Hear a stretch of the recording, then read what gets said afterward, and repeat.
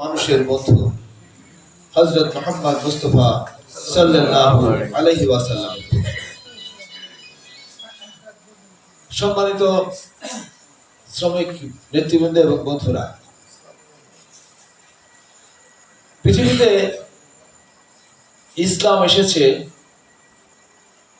পৃথিবীর বুক থেকে অন্যায়, অত্যাচার, অনাচার, দুরাচার, নির্যাতন, নিপীড়ন বন্ধ করে মানুষকে মানুষের দাসত্বের শৃঙ্খল থেকে মুক্ত করে আল্লাহর দাস বানিয়ে, আল্লাহর বিধানের অনুসারী বানিয়ে পৃথিবীতে শান্তি প্রতিষ্ঠা করার জন্য পৃথিবীতে ইসলাম এসেছে।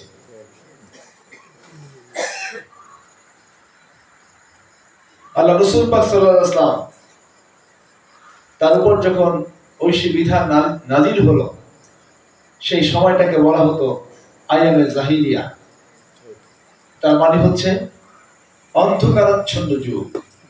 পৃথিবীর মধ্যে ওই ভূখণ্ডই ছিল একমাত্র ভূখণ্ড, যে ভূখণ্ডটি ছিল ইতিহাসের সেই যে পাতায় অন্ধকারাচ্ছন্ন যুগ হিসেবে খ্যাত। যে যুগটাকে বলা হতো বর্বরতার যুগ, যে যুগটাকে বলা হতো অজ্ঞতার যুগ। সেই যুগে মানুষের দাসত্বের শৃঙ্খলে বন্দী ছিল। মানুষের উপর নির্যাতন, নিপীড়ন চালাতো। নারীদের সাথে পশুর মতো আচরণ করত। আর্থিকভাবে এমন একটি অবস্থা ছিল যে অর্থনৈতিক সংকটের কারণে মানুষেরা তাদের অর্থনৈতিক উপার্জনের প্রধান অবলম্বন হিসেবে তারা বেছে নিয়েছিল লুণ্ঠনকে। ডাকাতি এবং লুণ্ঠন ছিল তাদের প্রধান অবলম্বন। যারা দারিদ্রতার ভয়ে জীবন্ত শিশুদেরকে, কন্যা শিশুদেরকে কবর দিত। সুতরাং এই যে সময়, সামান্য একটি কারণে তাদের মধ্যে যুদ্ধ, বিগ্রহ, বিবাদ লেগেই থাকতো এবং সেই যুদ্ধ যুগের পর যুগ চলমান থাকতো। এমনি একটি ভয়াবহ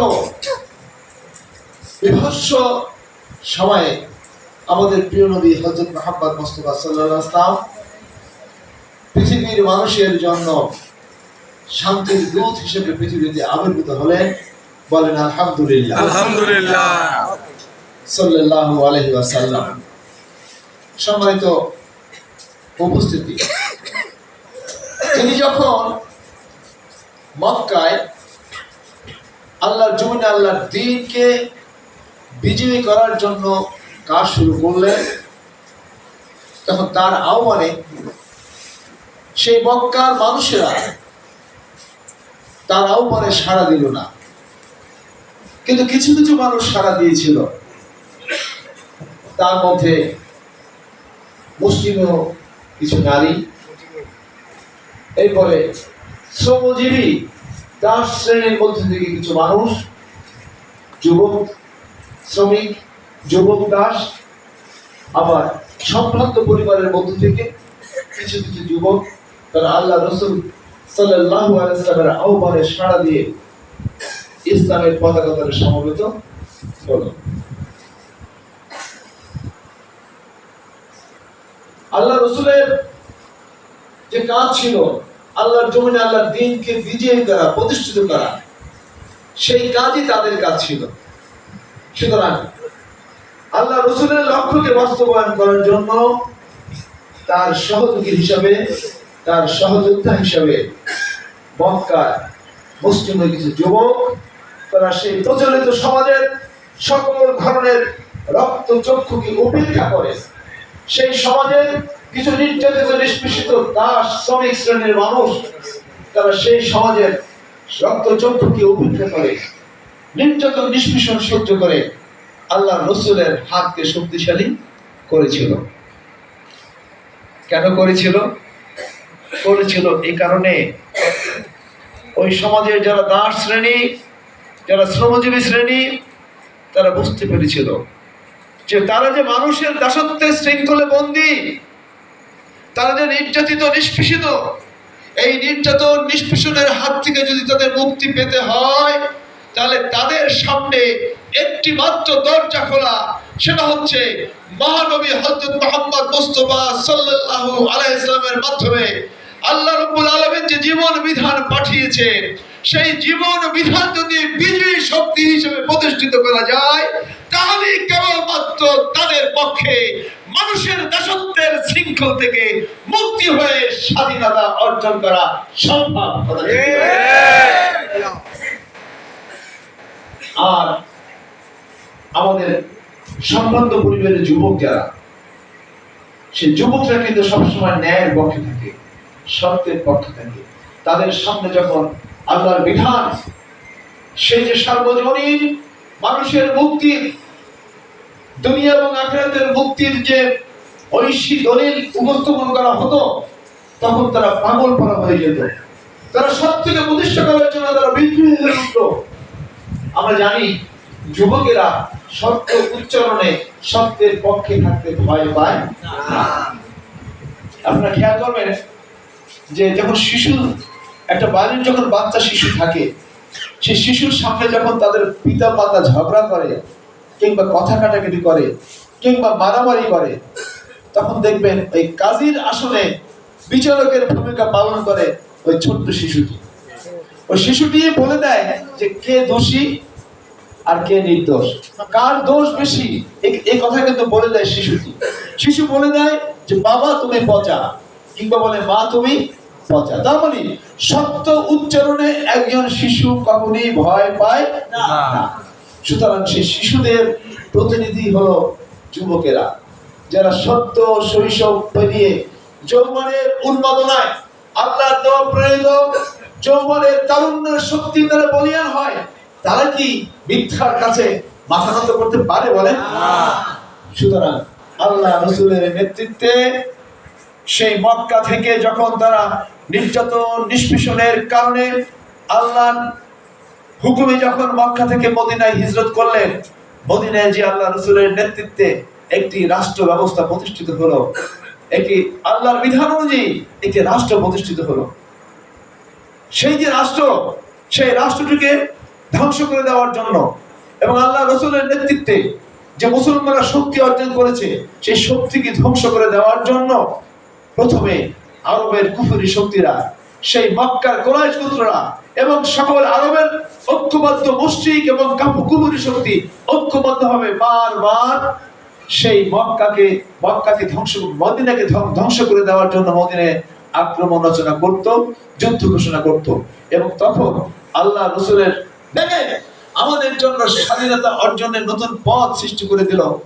তারাও ছিল হচ্ছে যুবক। কথা ঠিক কিনা বলেন? সুতরাং এই তারুণ্যের শক্তিকে উপেক্ষা করে এবং শ্রমজীবী মেহনতি মানুষের শক্তিকে উপেক্ষা করে তখনই আমাদের পক্ষে ন্যায় প্রতিষ্ঠার লড়াইয়ে সামনের দিকে এগিয়ে যাওয়া সম্ভব নয়। যারা হচ্ছে বয়োবৃদ্ধ,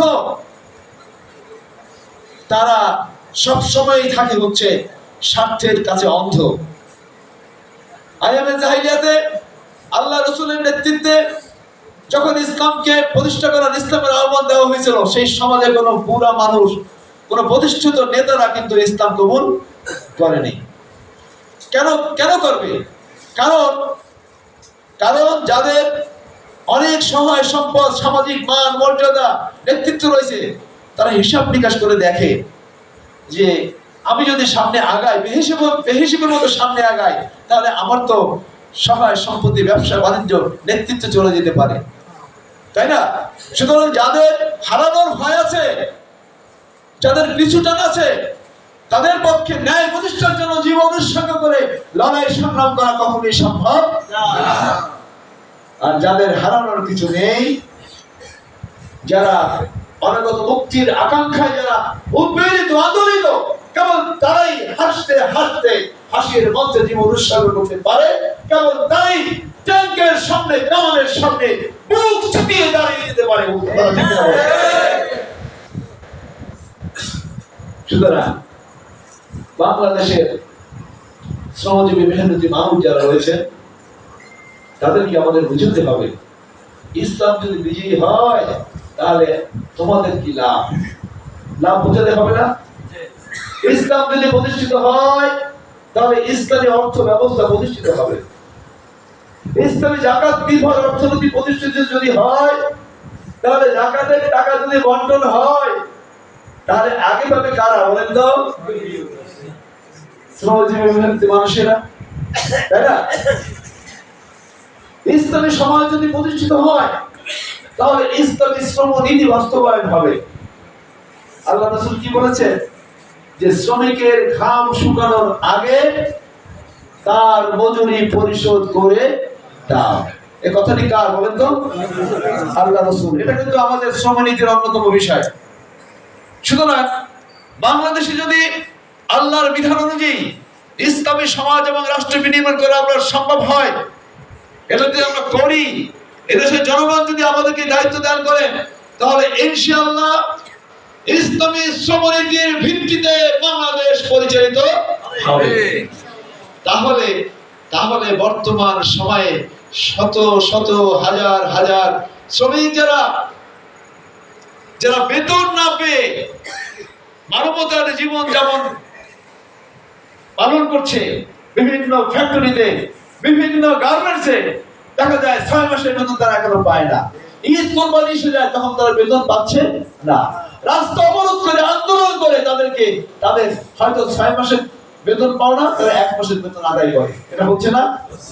ইসলাম যদি রাষ্ট্র ক্ষমতায় অধিষ্ঠিত হয়, ইসলামী সমাজ এবং রাষ্ট্র ব্যবস্থা যদি প্রতিষ্ঠিত হয়, তাহলে বাংলাদেশের কোন শ্রমিকদের একদিনের 1 ঘন্টার বেতনও পাও না, কখনো তাকে অপরিশোধিত অবস্থায় রাখা হবে না। তাহলে এটা যদি আমাদের শ্রমনীতির মূল হয়, তাহলে এই কথা যদি আমরা বুঝাতে পারি, তাহলে আমাদের ফ্যাক্টরির যারা শ্রমিক তারা এই মুক্তির জন্য আন্দোলনে অংশগ্রহণ করবে না? আমাদের ইন্ডাস্ট্রির শ্রমিক যারা তারা তাদের মুক্তির জন্য আন্দোলনে অংশগ্রহণ করবে না? গার্মেন্টসের শ্রমিক যারা মাসের পর মাস যারা বেতন পায় না, সেই সকল শ্রমিকেরা তাদের অধিকার প্রতিষ্ঠার জন্য কি আন্দোলনে সক্রিয় হবে না? হবে। আল্লাহ রাসূল সাল্লাল্লাহু আলাইহি ওয়াসাল্লাম বলেছেন যে তুমি